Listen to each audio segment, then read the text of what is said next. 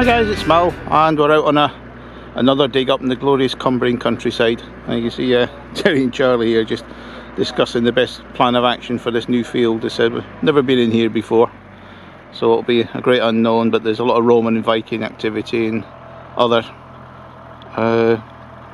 habitation, you might want to call it. A few nice lumps and bumps in front of us, a lump in front of us here, another one further down in the field. It's an absolute gorgeous place. You can just hear the tractor in the background, and we've got the sheep, and that's it. It's the only bit of habitation for miles.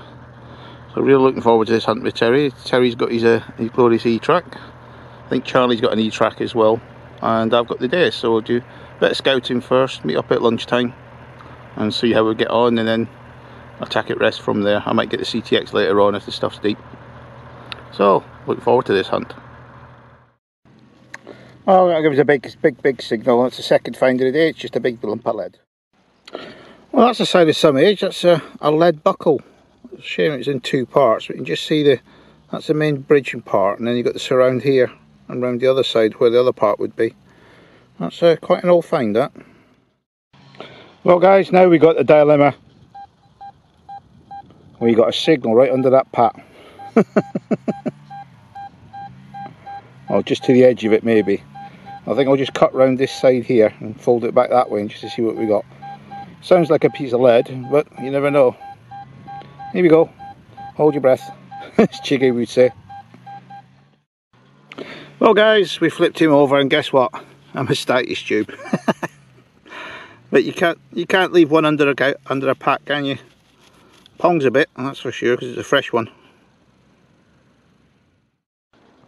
Well guys, halfway through the morning, and finds are not really part of that today. It's just getting out here in this beautiful countryside. Look at that, we're looking right up to the Cheviot Hills up there. Absolutely gorgeous. I said there's not a sound. Get the occasional sheep bar, and that's about it. And Terry's disappeared the far side, and I think Charlie's still up the top there by the field gate. Look at this gorgeous countryside. This is what I love about detecting. You can just get out into the wild blue yonder, as they call it, and see the beautiful countryside for what it is. So I'm just going to carry on along this little valley here by the side of the hedge and work my way around and meet up with Terry. He's going around the other side of the field and see what we've got.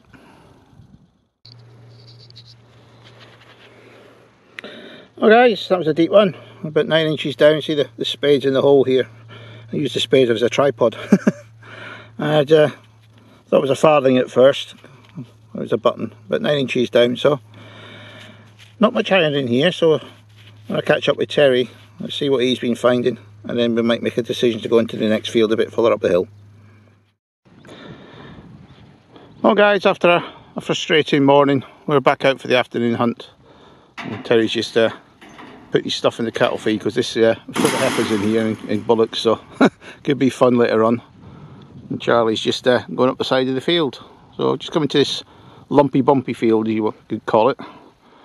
There's lots of big rises in it, and there's a marsh just the other side there, so could be a bit of habitation around here, as hopefully we do a little bit better than we did this morning. Well, we've got to meet the mines in the middle of the field, and Charlie's got nothing. Terry's got a fag. He's happy with that. He's praying to someone at the moment, I think, trying to get the Roman gods or something to drop something on us. But I've had nothing either. I've not even one signal, so I don't know what we're going to do in this big field. So we've just been having fun watching those cows in the distance tear arsing around, and that's been about it. So we're going to move. So Terry will finish his prayer, and then off we go. NFG. Hi guys, come to another field this afternoon. Moved along, gave up on the other two fields, so we had a bite of lunch and then came along here. Terry's there digging away furiously there, probably for another lump of lead. It's another part of the world to see, so let's give it a go. We've got about 3 acres here, so we'll be doing this for the rest of the afternoon. Well guys, we left the two NFGs behind. We come to another location, and literally the first swing into the field, Terry's wishing a ring pull on me. Let's see what's in the little con ball. Oh, we got a button straight away. Only half a swing really, and it's the first signal, so that's better than we had this morning. Oh, let's get off into the new field and see what else we can find. Well guys, another coin ball. You can just see a bit of bronze sticking out. Nice solid signal there. Let's do an unveiling in front of the camera. Might be a buckle. Or it might be a little stud. Or it might be a load of crap. You never know. It's circular by the looks of things. It could be a Victorian button or a stud. Or is it a badge? Oh.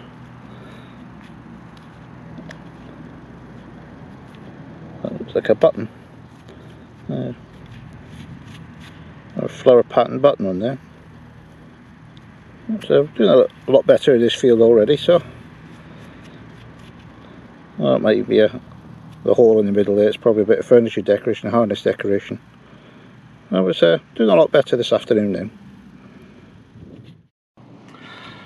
Well guys, we're on ground cam and I've got a bit of bronze looking object in this corner. I don't know what it is. It's a bit offset with the pinpointing. That looks like we got a coin. Very toasted one at that.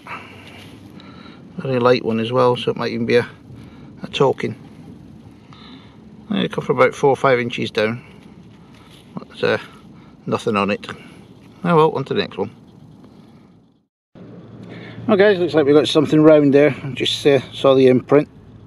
And so it's a coin or a button. Feels like a button.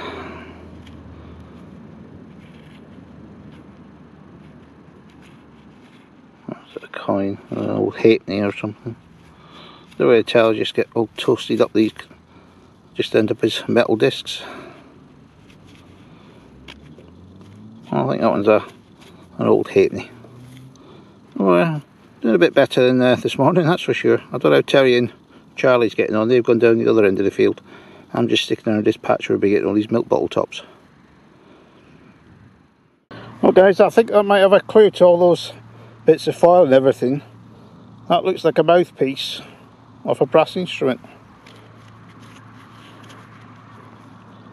It's something to give a big signal. I think that's what it is. Sort of shape of it in the mouthpiece there. I don't think it could be anything else, but that's what I'm going to go for. Brass instrument mouthpiece. Maybe a trumpet or a tube or something like that. Looks like we got another halfpenny. Or a button. Just flick him out. That's a button.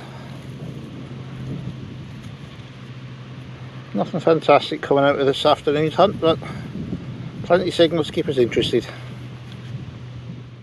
Hi guys, looks like we got another toasted halfpenny.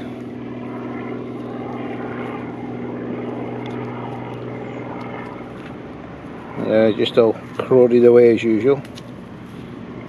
Soil here. It looks like a George III. This one, they've got the thick rim on it.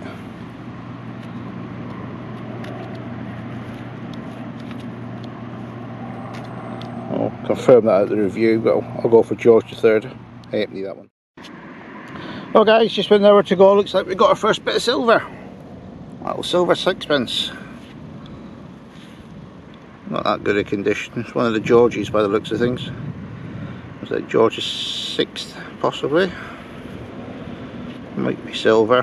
Might be just at the break point, but I think it's looking at the front of it. I think we should have our first little silver. Oh well, that was an iffy signal. I thought it was going to be another bit of shallow foil, but see how deep it was. About 7-8 inches down. It was a silver shilling. It's George V. That's the second bit of silver in the last hour. So let's see if we can get an extension from Terry. Well guys, another little ball of soil to open up. Every time I do this, I always get some bit of rubbish. Let's see if we can get things a bit better. Oh, we got a coin. Is that the old half-p? No, it's another sixpence. This was not a silver one this time. Just probably an Elizabeth one, that, looking at the state of it.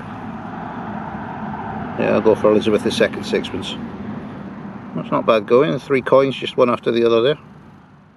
Well, they're still smiling after a long day's hunting up there. Terry's wondering what I'm saying about him here. Wave again. Yeah, he can only just lift his hand up for the long hard afternoon. Yeah, he's putting his leg over. That's the only leg over he's going. Hi guys, welcome to the review. What a great day I had with Terry and Charlie up in Cumbria there.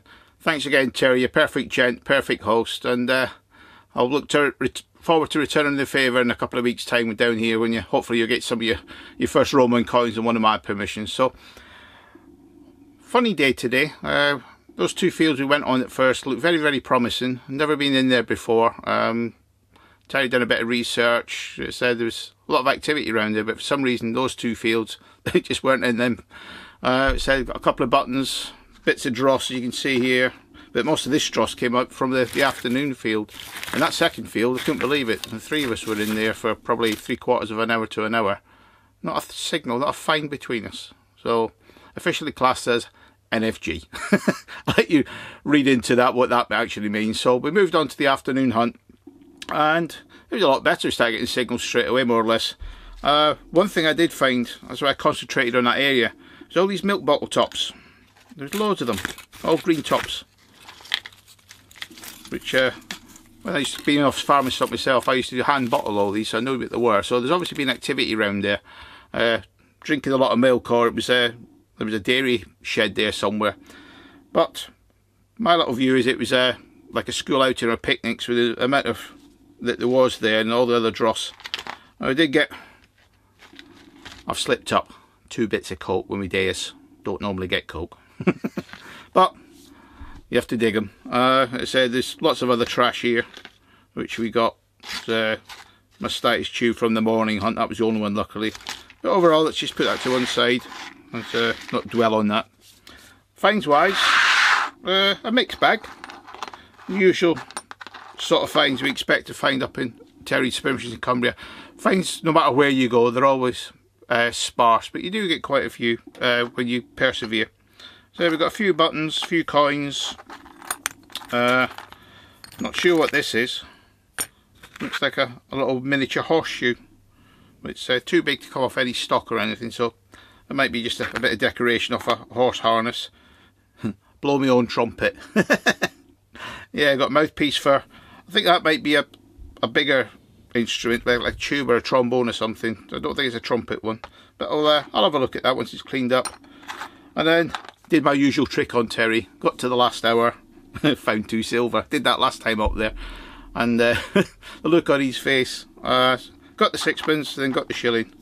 Bang bang, thank you very much. That saved the day for the finds. And Terry and Charlie they were washed out by the end of the day. So we did a lot of walking, a lot of hard searching, but not a lot between us to show for it. Charlie had a few bits and pieces, buttons and coins, and so did Terry. I think I managed to sneak the day with the 2 silver. So thoroughly enjoy it when I go up with Terry and up in that lovely part of the world, and look forward to the return trip when he's down here in a few weeks. So a little short review here. I'll just let you review the finds once I've cleaned them up. That was your pal Malin. Happy hunting, and thanks again to all my subscribers, and thank you for all the new ones that have signed up recently. So we're off on a beach hunt down to Bournemouth next. I'm going to catch up with Paul C down there. He's off YouTube as well, so check out his channel, and I'll see you guys down on the beach. Cheers then.